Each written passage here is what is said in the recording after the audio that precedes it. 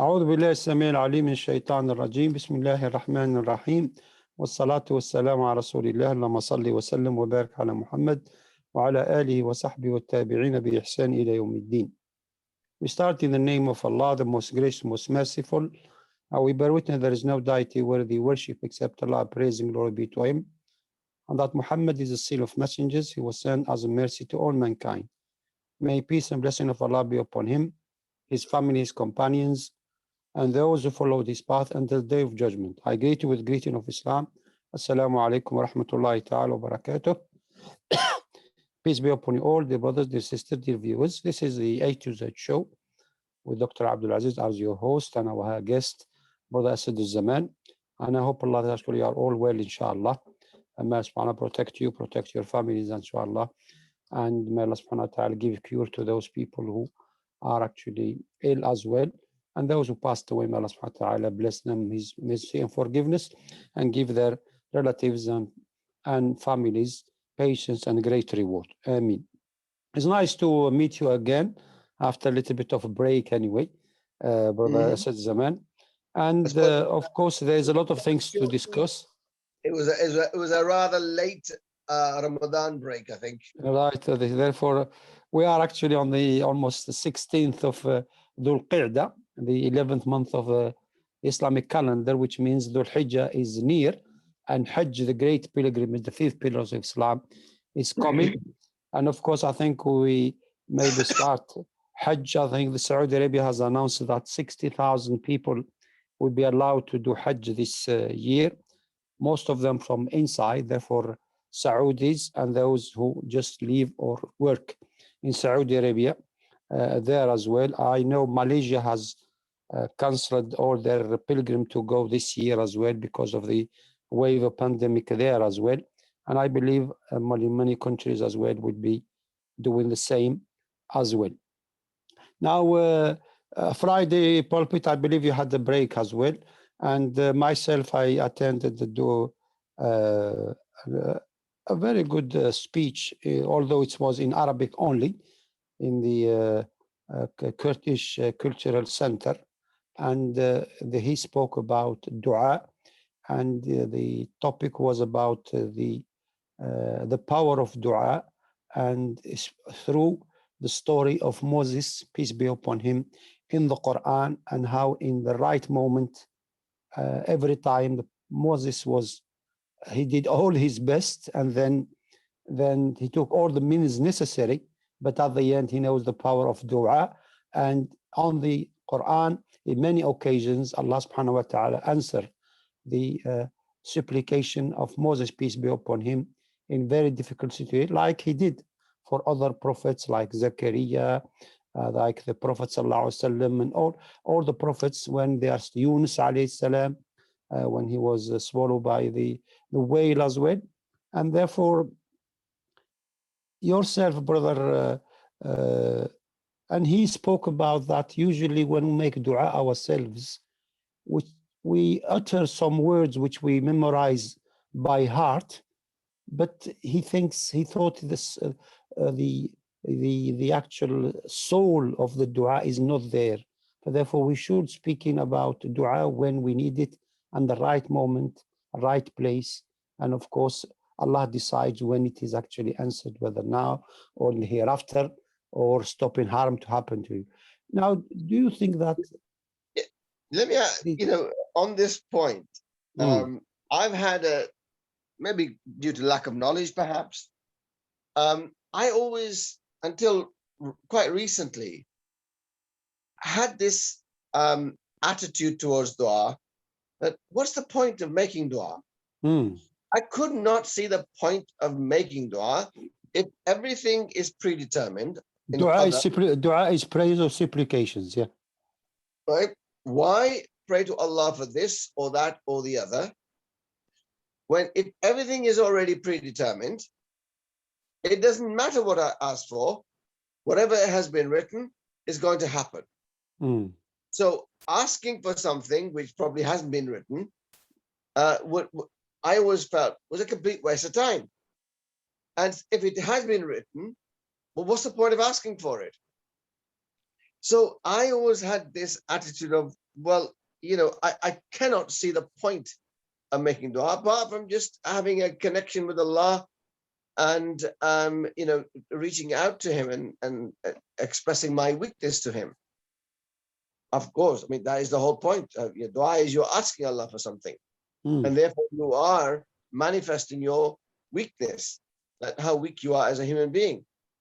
But more recently, I'm listening to some shuyukh, well-known ones, and what I'm learning, and perhaps in my early education, this was really not emphasized. It certainly wasn't. It was missed out, and I've never really spent a huge amount of energy trying to understand this whole concept of dua. It's one of those things which you just don't feel is that important. And yet, what I'm finding out now is that you can change your destiny with dua.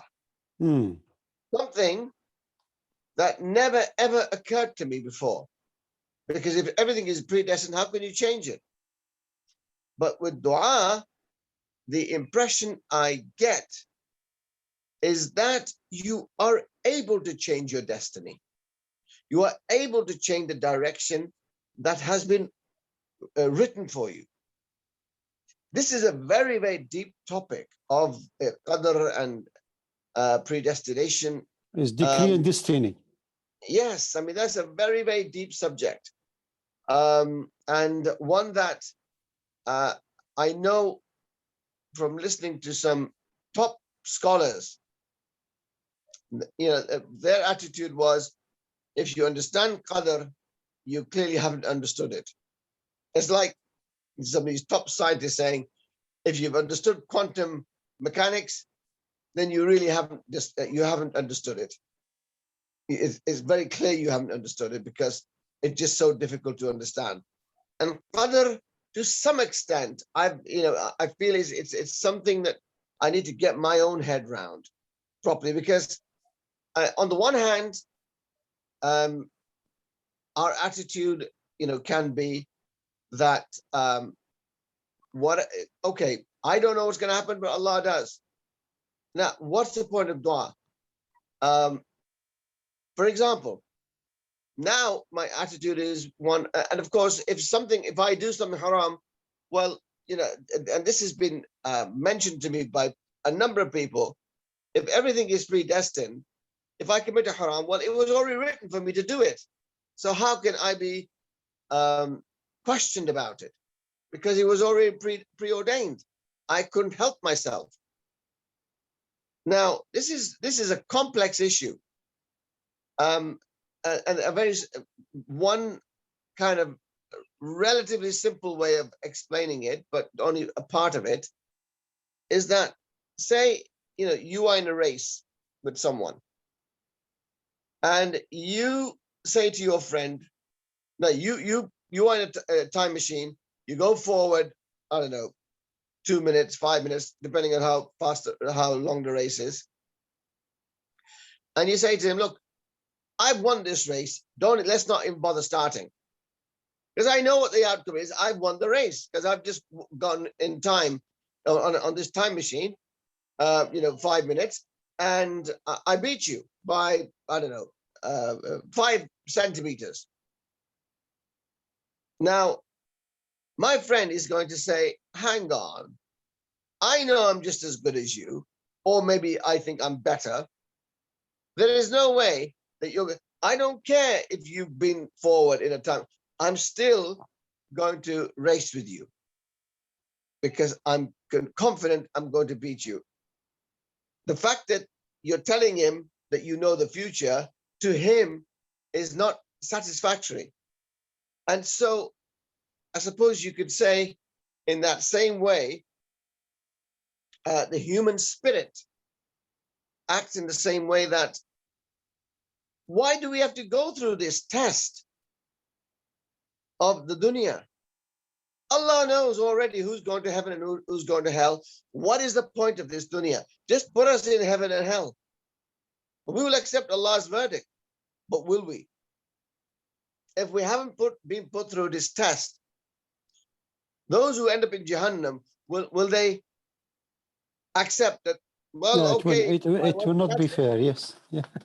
Even though, I've not been tested, Allah, who knows better than Allah?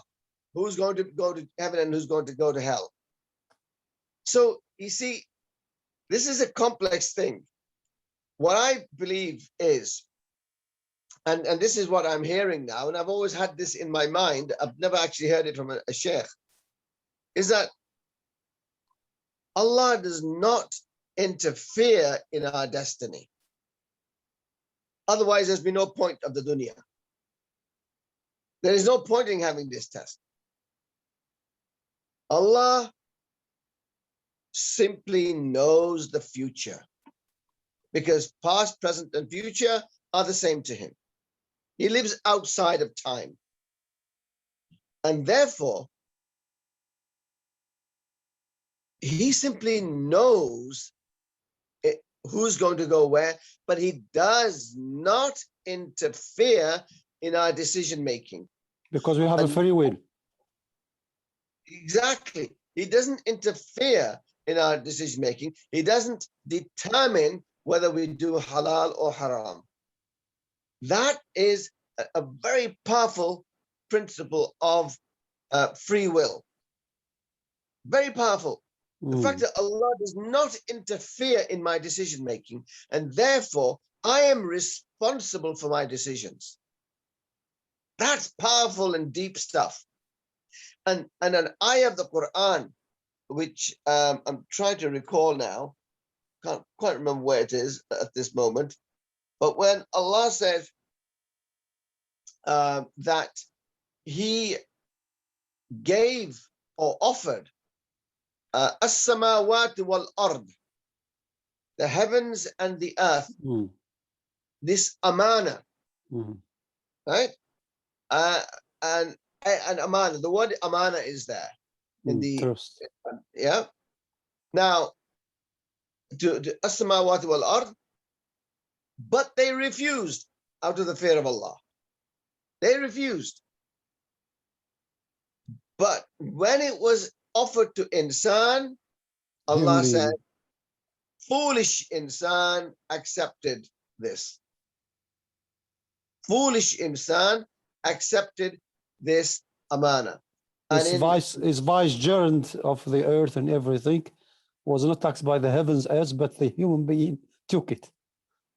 Right.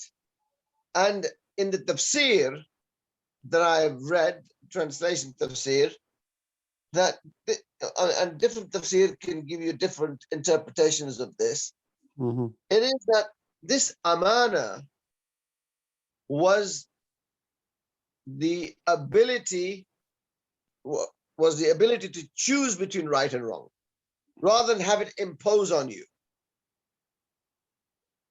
So Allah has offered this amana of, I'm going to present you with right and wrong, but on condition that you choose what is right. Therefore, he set the rules, because what you are saying now in the Quran, and when I spoke about the Moses, which is the one who has been mentioned a lot, his stories, he shows right and wrong, right through his prophets and messenger of God, and therefore they come and challenge, the situation, the status quo within the society. But this is what you have said, that when it comes to the crunch and the dua comes, God interferes. Because you ask him to. Yes. And Allah says in the Quran that if you obey me, follow my instructions, my commandments, then I will help you to make the right decisions that benefit you. That's very deep. So long as you obey me, I will then help you to make the right decisions that will benefit you and not harm you. Okay. Putting all this together is essentially saying that there is within us, you see, the heavens and the earth, they rejected this idea of being given the permission to obey Allah or disobey, but on condition that they obey. That is the amana. And they said, we do not want to be put in this place at A responsibility. all. We don't want it. The thought of disobeying Allah is unthinkable, totally unthinkable. We cannot imagine disobeying Allah. We don't want to be put in that situation where we could possibly disobey him. Right, okay. When insan was given this option, he said, I'll take it on. This is the nature of insan. He likes a challenge. He likes a challenge. And he took on right, that. I think I know the topic is very large as well, and we gave 10 minutes there of time.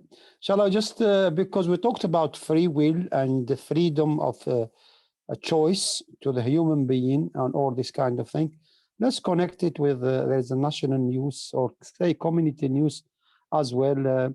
I think we had a COVID-19 and there was a wave, I think, and one of our high school's academy, Burnage, was closed down because it was 18 cases of COVID, and therefore they had to close the whole school because of this wave and this variant, the D variant, they call it, the Indian COVID-19 variant. And the school has been closed now, and isolation and all this kind of things.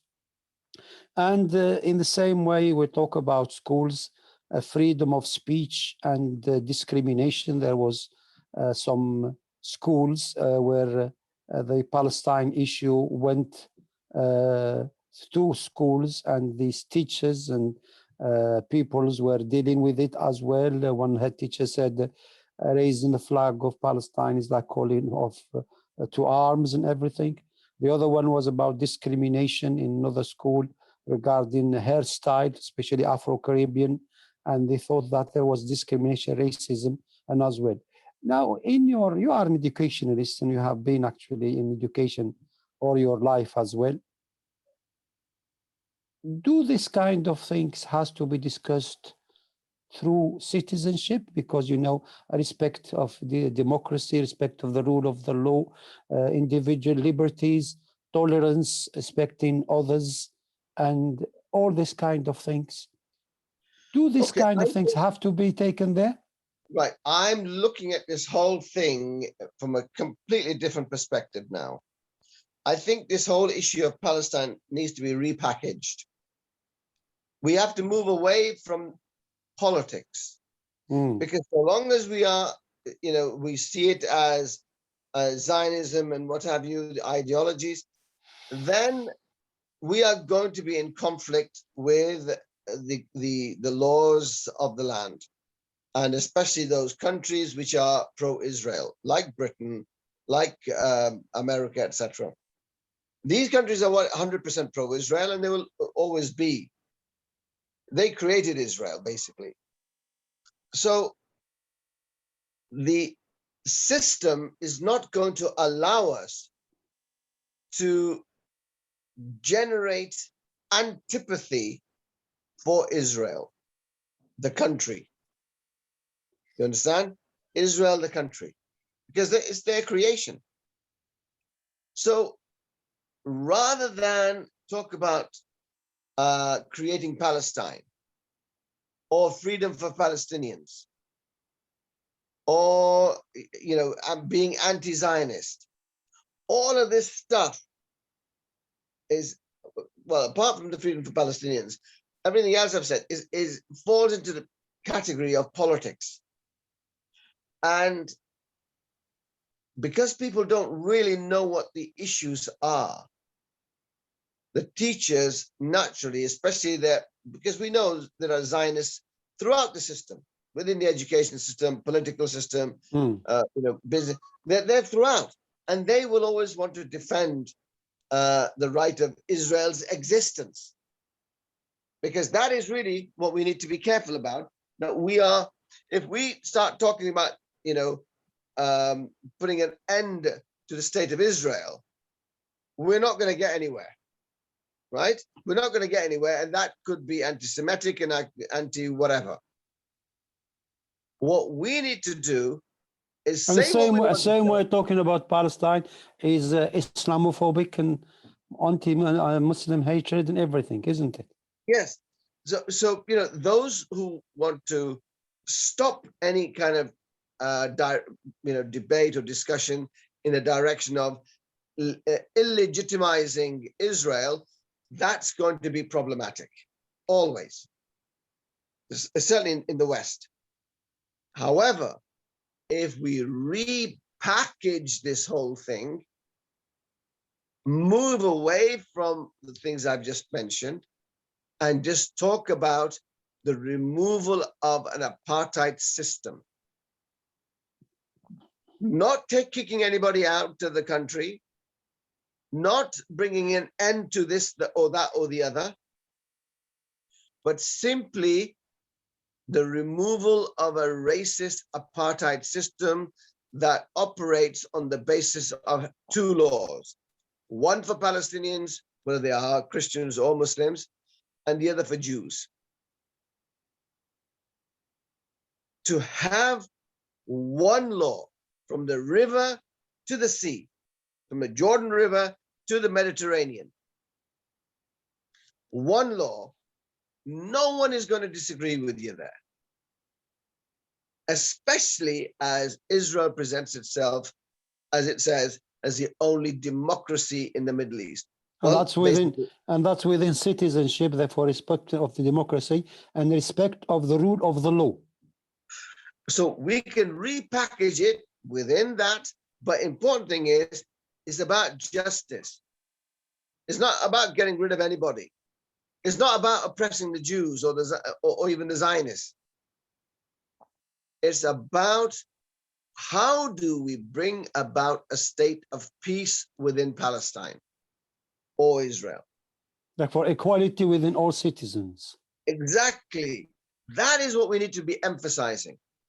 And what we need to be emphasizing is that we need to dismantle this apartheid system so that every human being from, in Israel, West Bank, Gaza, every human being is treated equally, one man, one vote within a democratic system. Okay. And no one can disagree with that. Right. Okay. I think I want to move on. And this, this school which decided within the policies that the hairstyle has to be within the school rules and everything, and especially the Afro-Caribbean, and some parents you say, this is my identity. Why do you want me to change this? Do you think that this is impeding on the freedom, individual freedoms? You see, these things result, Abdul Aziz, from a lack of communication and a lack of knowledge. We are supposed to be an inclusive society. And as such, we need to finally accept that the British Empire is dead. We need to accept that there are non-white people in this country who've got a different culture, a different religion. We need to acknowledge that as a society. And when we acknowledge that, then anything that is, if you like, cultural, like Afro hair, there needs to be a consultation with the Afro-Caribbean community or African community to say, look, these are, tell us what is culturally required by your faith or by your culture, so that no child abuses the term culture to come with a hairstyle that has nothing to do with your culture, and we are ignorant of it, and we have to allow it even though we don't like it. So we need to have these advisory boards of different cultures and different communities that can come together with the school authorities and come up with a formula which basically satisfies the needs of the particular community, and it satisfies the needs of the school to be disciplined and to have rules and to have a positive image. Okay, right. Okay, I think we should move on to the next one is about this Batley Span by-election. By the way, this by-election come about because of resignation of the sitting Labour Party MP. And of course, there was a Muslim British TV decided to do a hostings, and they invited about almost 5 candidates among 16, I think. One thing which was very striking that the Conservative candidate didn't turn up. The Liberal Democrat have sent a representative of the candidates, and the Labour Party was there, and of course the Yorkshire Party was a representative of the candidates, and the old George Galloway, the Workers' Party, is standing for this by-election as well. One thing which was very, very important, why do you think that the Conservative candidates or whoever who represented didn't want to appear in the British Muslim TV during the hostings and by-election which is taking place next Thursday on the 1st of July, and a lot at stake. And by the way, it will be the last election because that constituency is going out as well. What do you think, your impression, why the Conservative candidate didn't turn up? Well, I mean, that's a question you need to ask the Conservative candidate. He may have had a legitimate reason, or he may have felt that he would be asked certain questions which would not help the Conservative Party if he was going to be honest about them. It's a tough one, the situation. As I said, you've got the law on one side of freedom of speech and stuff, and this is obviously Batley is relevant and why it's become so important because of what happened at I think is it Batley Grammar School or one of the schools there. Yes, Batley Grammar School. Yeah. So with the cartoons issue and this teacher deliberately offending Muslim students by showing very, very appalling, not just ordinary, but appalling cartoons of the which were supposed to be of the Prophet Sallallahu Alaihi Wasallam. You see, do you defend freedom of speech and therefore freedom of expression and on whatever, and then back the teacher, or do you defend the right of a student not to be offended within the school premises, and to have it, to be blasphemed against, if you like, even though there are no laws on blasphemy in this country. So which side is he going to take?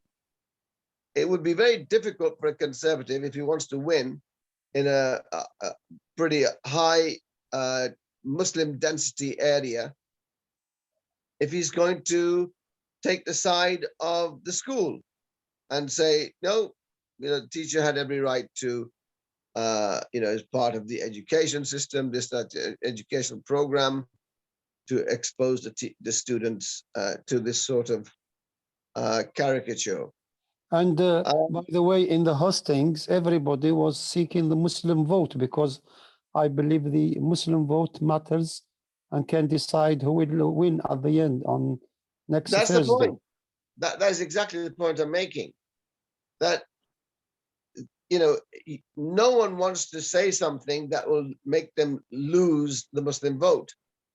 And if you're being instructed by your party to defend freedom of speech, which means the right to freedom of mocking or insulting, but by doing so, you're going to lose a seat, then the best thing is not to turn up.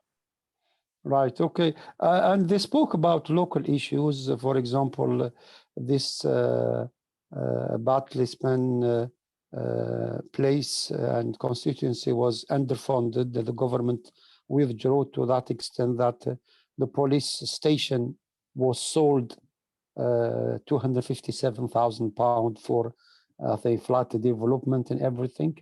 And there was impoverished community there, high crime rate, and I think unemployment as well.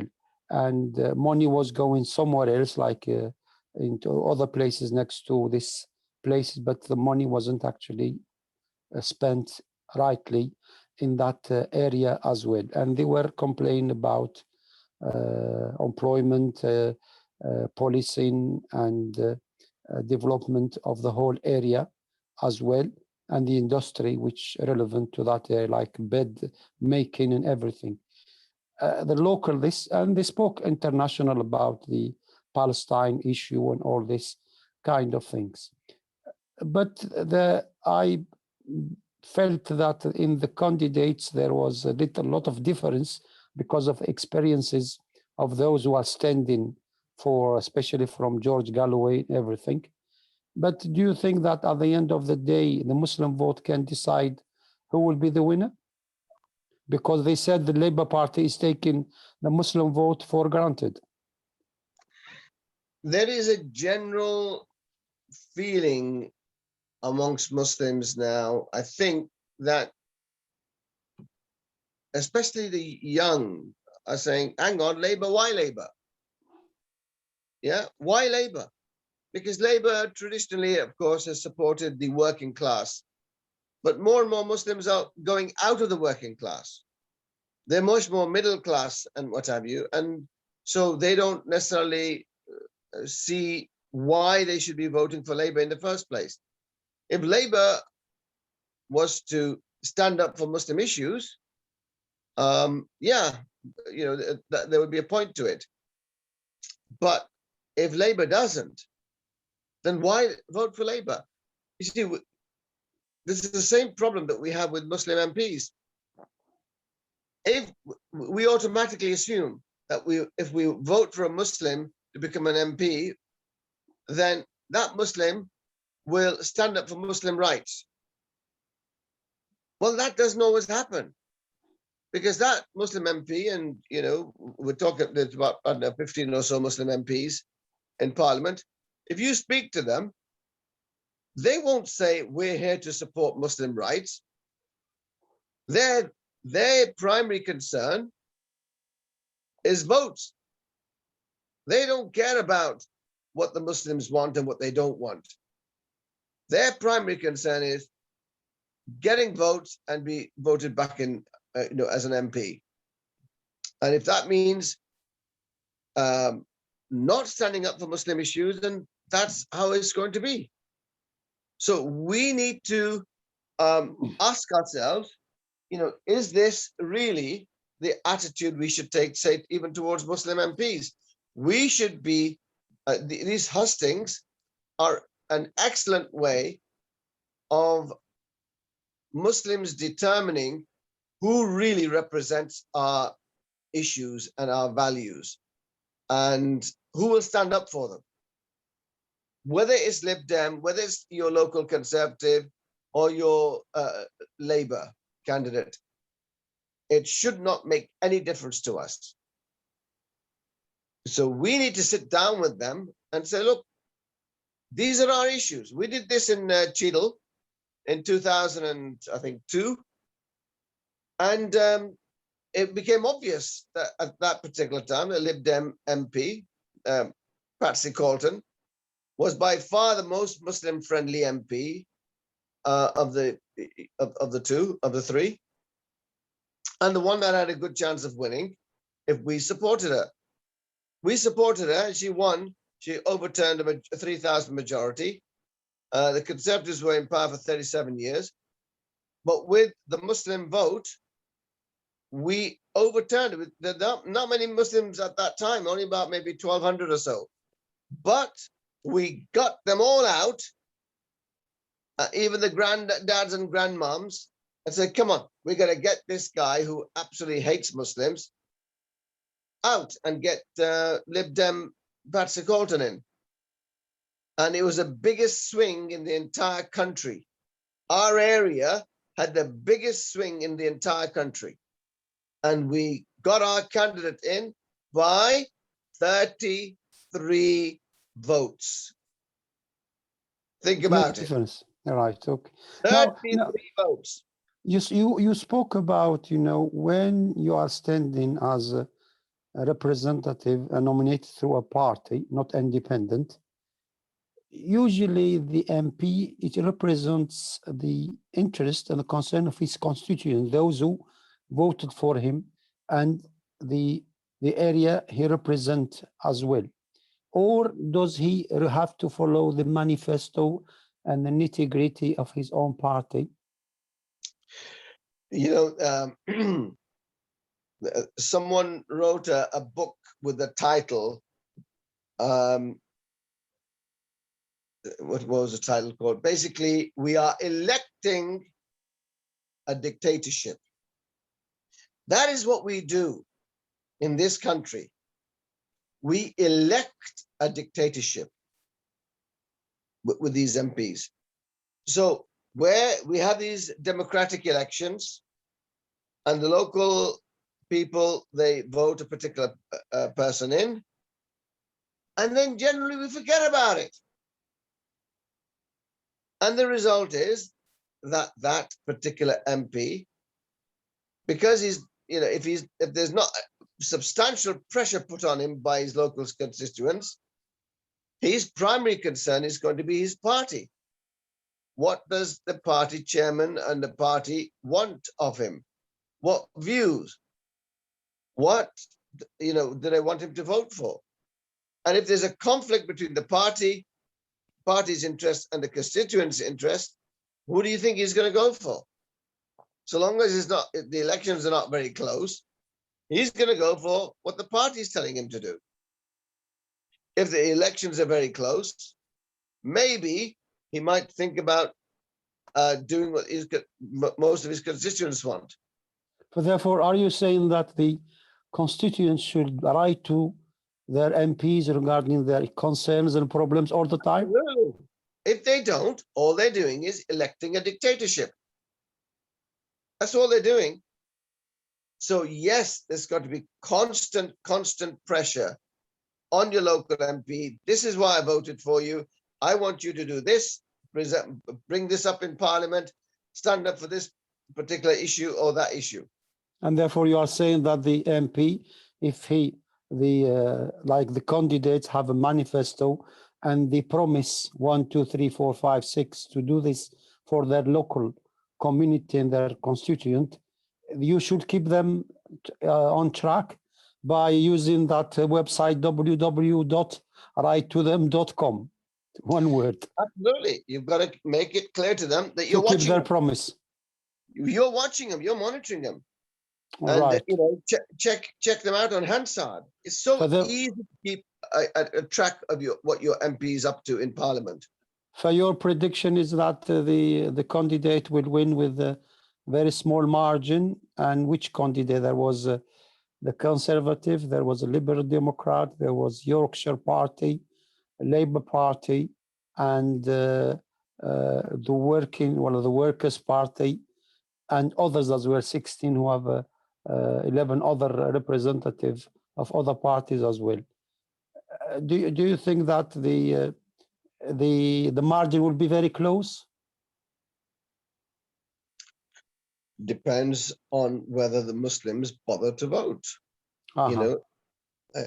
If the Muslims bother to vote, then I would suspect that still their heart will be more with Labour than Conservative.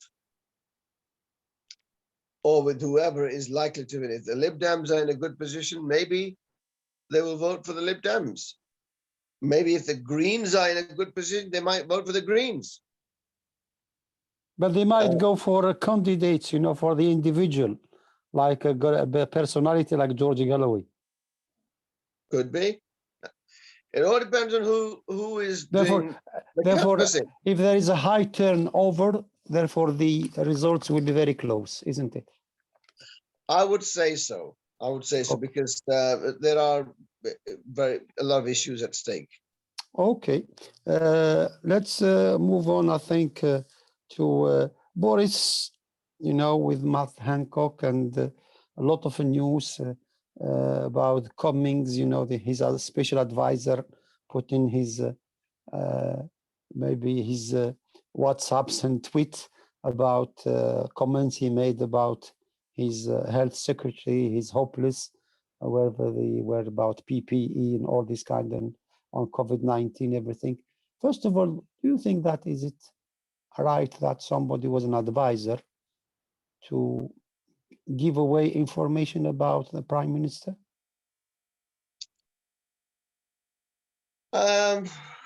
You mean you're talking about Cummings? Yes. I mean, look, he was always seen as a bit of a maverick, someone who doesn't really follow the rules, who likes to live outside of the system. There's a bit of arrogance about him. When you have that sort of person, if you're going to pick someone like that, then you need to know that, you know, if they're a loose cannon outside, there'll be a loose cannon inside. So long as they're on good terms with you, they'll keep quiet and they'll go on along with it.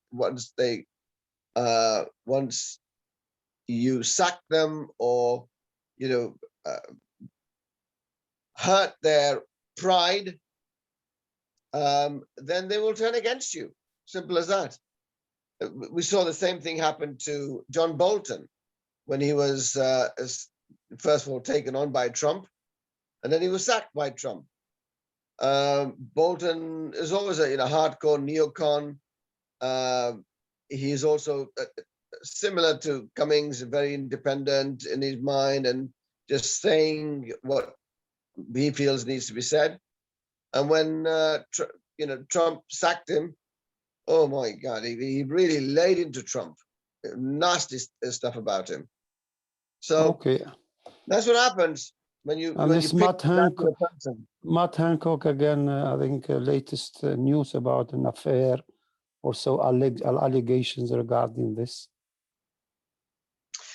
If he was a gentleman, and not many of them are nowadays, he would have resigned once he was caught. He would have accepted that, yeah, what I've done is wrong. And it's inexcusable. I'm telling others to socially distance, and there I am kissing my girlfriend. Other people, they've had their relationships broken up because of all the rules that he's been giving them and telling them about. And then, like Cummings and like a few others, he didn't practice what he preached. So, I mean, many of them went. Although, you see, the problem is Boris Johnson should not have backed them. Because all Boris does is damage his own credibility. It's like he's too afraid to sack them. He's showing his vulnerability, his weakness. All right, okay. That can only harm him. It's hypocrisy what they're doing. Mm. Right. You see the same thing with these world leaders. What about these G7? They're coming into Britain and they're not quarantining, even though they're from countries which are not on the green list. So 2 rule books, one for the average person and one for the elite. Right. Okay. Let's move on to the sports Muslim charter and regarding, the events taking place in the Euro football competition when I think Ronaldo moved away the Coca-Cola bottles, and I think few billions went off the shares of the company. 4 billion, yes. As and Paul Pogba as well removed the Heineken bottle as well, and talking about this Muslim charter regarding respecting the faiths and about alcohol and all these kind of things. I think it's excellent news. You've got about 250 Muslims who are, at a high level of sport and football and what have you in clubs. There's, I think, about 70, is it 70 or so Muslim footballers who are in the Premier League. And some of them, like Pogba, is now the UK's highest paid footballer. And then you got top names like Mane and Sané, and then, Liverpool guys like you got Salah, and one or two others. I think somebody for Arsenal as well. So I can't remember his name now. These are high-profile footballers, and they have been vocal. They're not quiet. So they clearly have been talking to their clubs and saying, guys, you may worship football, but we worship Allah. And Allah comes first. And our values, you need to respect them. And that is precisely, we were talking about schools having, sitting down with the communities and establishing some rules about, whether it's Afro hair and stuff. This is also connected with that. This is the Football Association sitting down with the Muslim footballers or their representatives and saying, okay, how can we make life easier for you without reducing the atmosphere of the game, without damaging the game in any way. Yeah.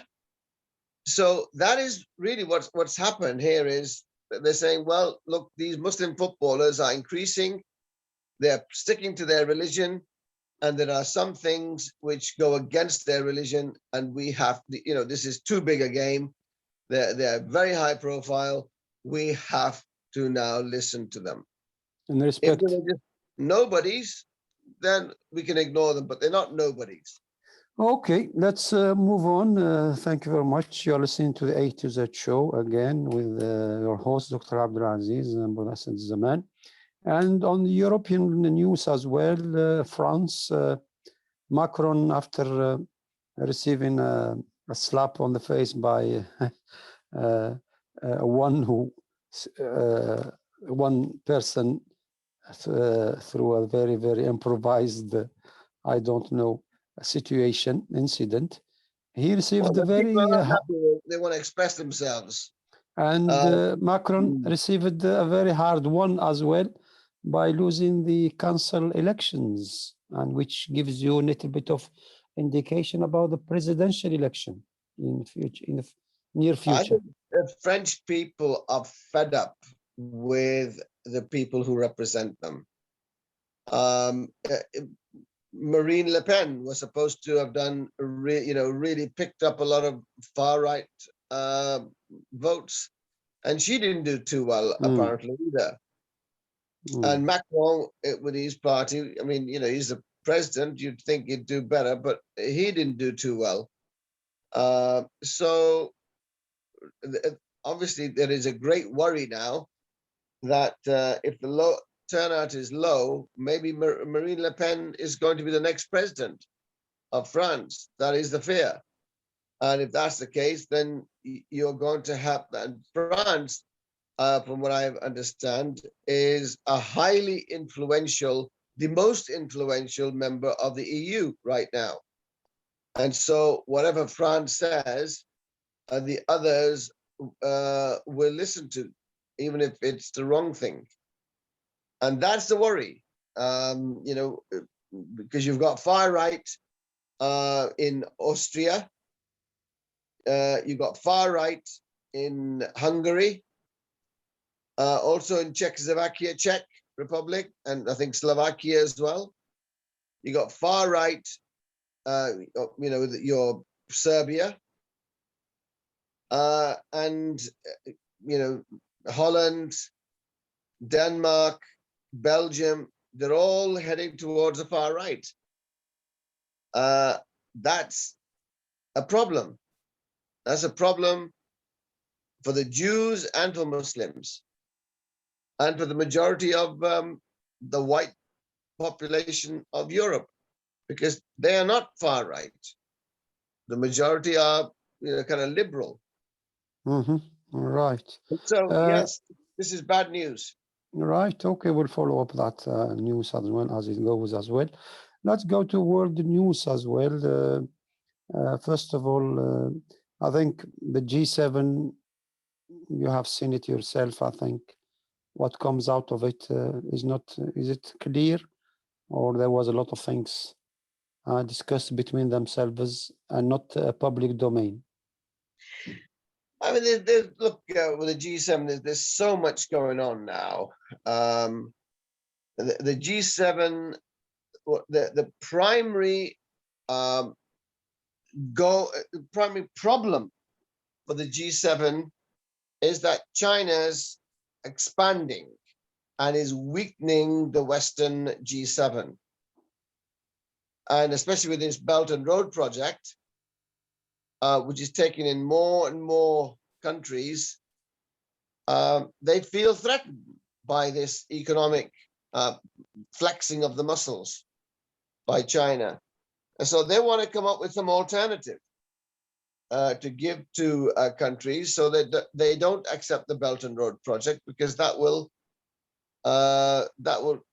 seriously impact the West as China becomes stronger and stronger.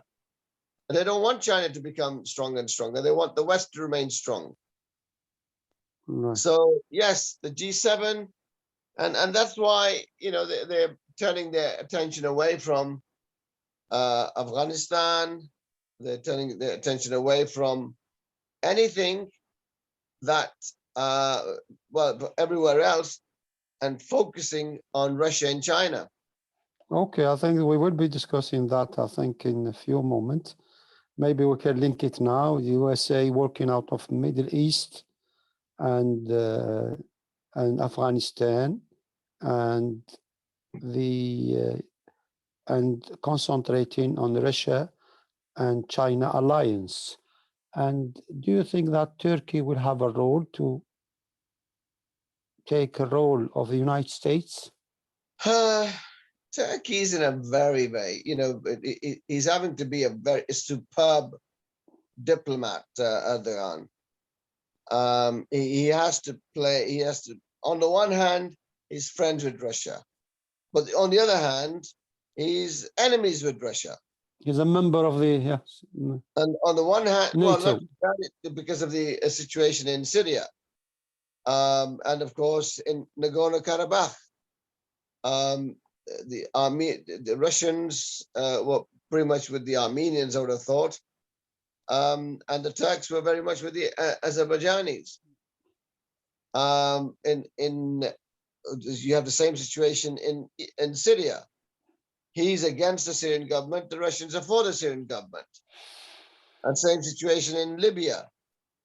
So on the one hand, he wants to create a good relationship with Russia, and he's just bought their defense system, which the Americans are very angry about, the S-400. Mm-hmm. On the other hand, he's very friendly with them, because by working together, they think they can bring about better understanding and better situation for the people, in Syria and Libya and elsewhere. And the USA working out, of Afghanistan by September. We're moving all the American soldiers and from the Middle East and moving to North Africa. Well, as I was saying about Turkey, you just finished that point off. Turkey's got the second largest army in NATO. So they are extremely important in NATO. but they have a very difficult relationship with NATO. So, and then Russia is trying to pull Turkey towards itself, and America is trying to keep Turkey within NATO. It's a tough one. It's a very, very difficult one. And again, the relationship with America is very difficult because the Americans are supporting the very groups that Turkey regards as terrorists, like the YPG and the PKK, etc. Nice. So, very, very complex situation that Turkey finds itself in. And of course, its economy is suffering. The Turkish lira has lost a huge amount of power. Just a few years ago, you had two liras to a pound. Now you've got about 10, 11 liras to a pound. You can just imagine how much that currency and the economy has been hit. So even though it's the 17th largest economy in the world, it is extremely fragile. So Erdogan has to be careful not to upset the West because he knows they can mess up his economy in a big way. And the Russian-China alliance and these skirmishes, I think the Defender boat on the sea receiving warning shots from the Russian airplanes and all this. Well, again, it's Russia is testing the West. How far are you going to go? It's developed, even though its economy is not in a very good state, it's still spending a huge amount on its military, updating its nuclear weapons, its missile systems, it's upgrading everything. Why do you upgrade? Because you want to get ready for a battle, of course. And so, yeah, the Americans are heavily investing in these pilotless drones and these swarms and all sorts. And you have more and more countries now switching to drones. It's not looking good. It's just going from bad to worse. You talked about Afghanistan. I mean, 20 years is a long time for the Americans to be. It's the longest war the Americans have had in their history, even longer than the Vietnam War. And they realized a long time ago, that they were never, ever going to beat the Afghans, the Taliban. Because the Taliban are basically the Afghan people. So how are you going to defeat, 17, 20 million, whatever it is now, population? You're just not going to do it. You're going to keep losing your soldiers. It's going to keep costing you billions. I mean, they said they spent about 2 trillions, but I just imagine if those 2 trillions went to positively to develop Afghanistan, it will create a different country. Listen, that 2 trillion went into developing the US health service. Imagine the number of Americans that would have benefited from that. But anyway, look, America has lost the war. They have admitted that they've lost the war, and they just want to get out somehow without being completely humiliated. The Russians were humiliated in 1989, and now the Americans are humiliated in 2001. So yes, they realized they're going to lose more troops. They're going to spend a lot more money and get nothing out of it. Right. Okay. And so let's leave and then concentrate all our attention on Russia and China. You spoke about Pakistan, and the Prime Minister Imran Khan gave an interview, and when he was asked about the Uyghurs' situation and the genocide taking place by the Communist Party, the Chinese Communist Party, he actually in one way dismissed that and said China is our friend, and it came to our rescue when we needed it and everything.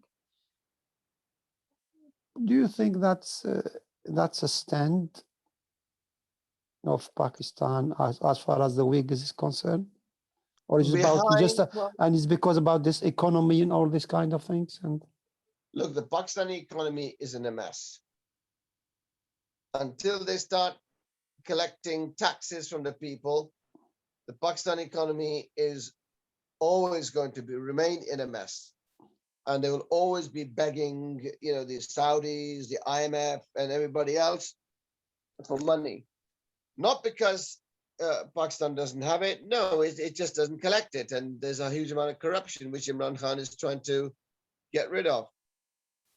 So in that situation, he is in a very, very weak situation. Pakistan has got over 210, 215 million people, one of the biggest populations in the world. Second largest Muslim population in the world. It's got a huge amount of resources, but they're underused because of the people who are still running Pakistan. You've got to get rid of most of these people in order to remove the corruption that stops Pakistan from progressing. So, unfortunately, he's saying, yes, we feel sorry for the Uyghurs, but I'm more concerned about my population. And China, unfortunately, is our close mate, and they've helped us out financially and in many other ways. So I don't want to upset them, even though deep down, I'm sure he feels enormous pain for the Uyghurs. He knows exactly what's going on.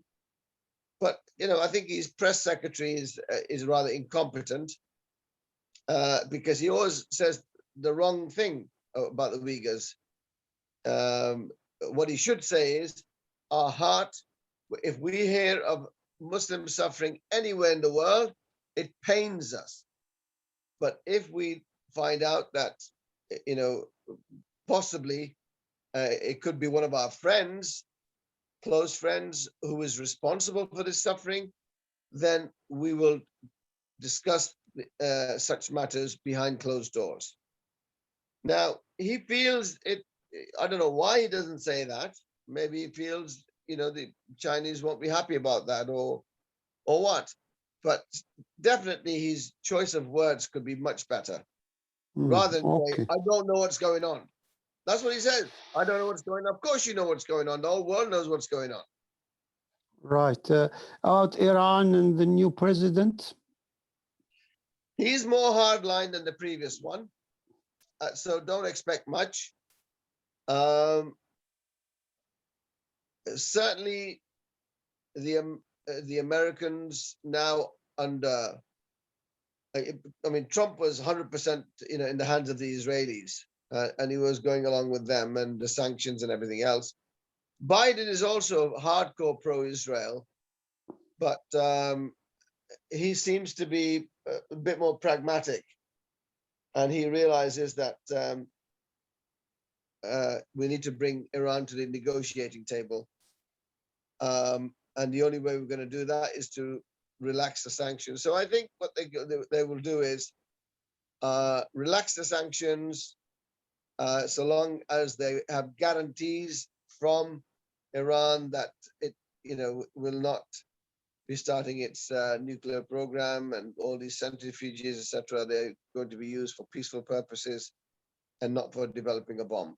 Okay, I think we last but not least, I think we have about 4 minutes to finish our program. About Egypt, and there was a protest worldwide regarding death penalties and regarding the execution of people, and of course protest free protesters. They were doing just protest peacefully, and therefore some have been killed. Some 65,000 are actually in prison. A lot of them on death row, and execute about 107 people so far. And Egypt receives about 1.8 billion a year aid from United States. And Biden said we will not be giving people a free hand like this. They should have to respect human rights and democracy and all these kind of things. But is it just for these words are just for consumption? And the media, even they were, the protest was actually in the media city in Salford. Al Jazeera covered it, but our national news, you know, the BBC, ITV are there. They haven't covered it. No, because if their ally is going to be made to look bad, then they won't want their ally to look bad. The West will always support dictators who will act in the West interest. Today, the Muslim Brotherhood is the enemy number one for the whole of these dictatorships in the Gulf. Egypt, of course, being number one. Saudi Arabia, UAE, Bahrain, Kuwait, and all of these countries, they see the Muslim Brotherhood as a threat to their dictatorships. And so they will never be happy with the Muslim Brotherhood, and they will want to eradicate it. And we saw what the Gulf countries did with Qatar. They tried to completely destroy Qatar, and the whole thing backfired on them. Their sanctions against Qatar only strengthened Qatar and brought Qatar closer to Turkey and Russia. So yes, the Egyptians, ideally they want to wipe out every single Ikhwan. Now that is the dream of Sisi, to wipe out every single one of them. So they will make up charges if they have to get rid of all the leadership and really completely wipe it out. Like Nasser tried to, in Egypt with the Ikhwan. And of course, similar to what I suppose Erdogan is doing to Fethullah Gulen's group, trying to, he sees them as a threat. And he's doing everything to completely eradicate them, pull them out of all key positions and everything. And do you think Turkey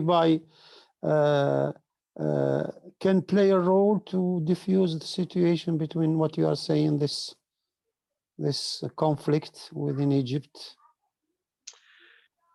They can, and Turkey is. Turkey is reaching out now to the Arab countries and saying, come on,